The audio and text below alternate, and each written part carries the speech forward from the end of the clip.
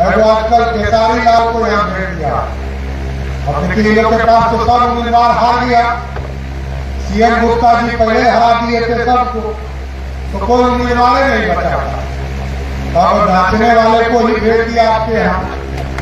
तो आप सोचिए, ये बहन हमारी छोटी कुमारी को वोट दीजिएगा तो बिहार में सुशासन होगा।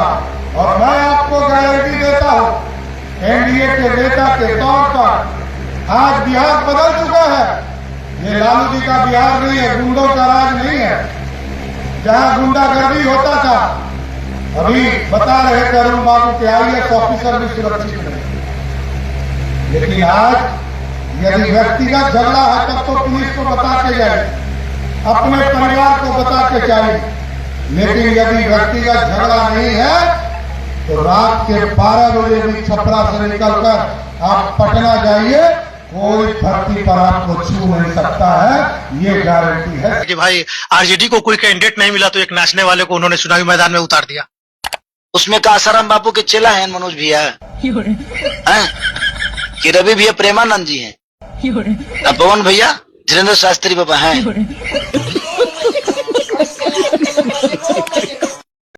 बहुत कम लोगों को शायद पता होगा कि मेरा जन्म बिहार में पटना में हुआ है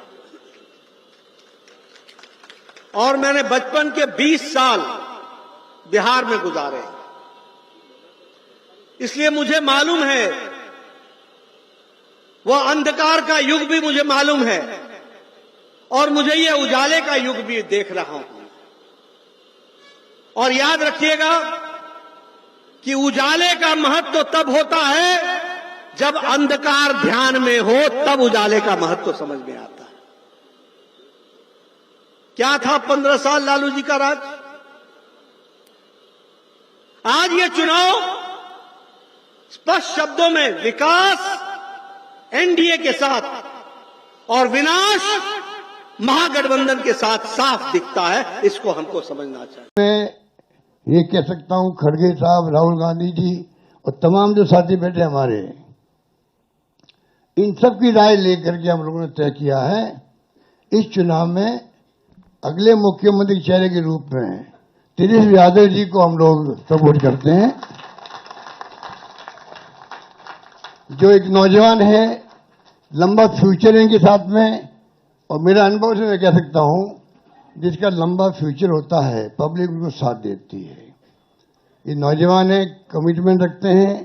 पिछली बार भी जो उन्होंने स्लोगन दिए थे, नौकरी के दो या कोई दो, या जो वादे किए थे उसमें खरे उतरे। ये ऐसा व्यक्तित्व आप, ये एक ऐतिहासिक पल है, जो एक ऐतिहासिक घोषणा हम करने जा रहे हैं। ये हमारा प्रण है और जो कह रहे हैं वो जरूर ये होगा और कर करके हम लोग दिखाने का काम करेंगे।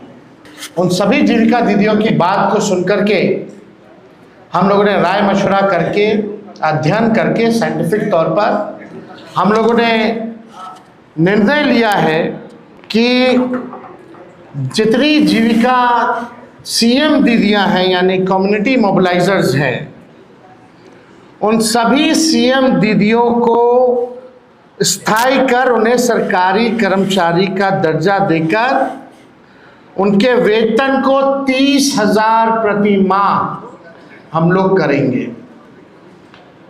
ये कोई मामूली घोषणा नहीं है, ये कई वर्षों से हमारी जीविका दीदियों की मांग रही है कि जीविका दीदियों को स्थायी किया जाए। आज हम कह रहे हैं कि जितनी जीविका दीदी, जितनी सीएम दीदियां हैं, उनको स्थायी किया जाएगा और 30,000 रुपये प्रति माह हमारी सरकार बनने पर उन जीविका सीएम दीदियों को दिया जाएगा। जीविका समूह की दीदियों द्वारा लिए गए लोन के सूद को माफ करा जाएगा। जीविका समूह की दीदियों को 2 वर्ष तक ब्याज मुक्त ऋण दिया जाएगा। जीविका समूह की दीदियों को अन्य सरकारी कार्यों के निष्पादन के लिए प्रति माह 2,000 भत्ता जो है वो भी दिया जाएगा। जितना कैडर है, जिनका दीदियों का कैडर है, 5 लाख रुपए तक का बीमा सरकार जो है कराने का काम करेगी। 5 लाख तक का उनका बीमा सरकार जो है कराएगी।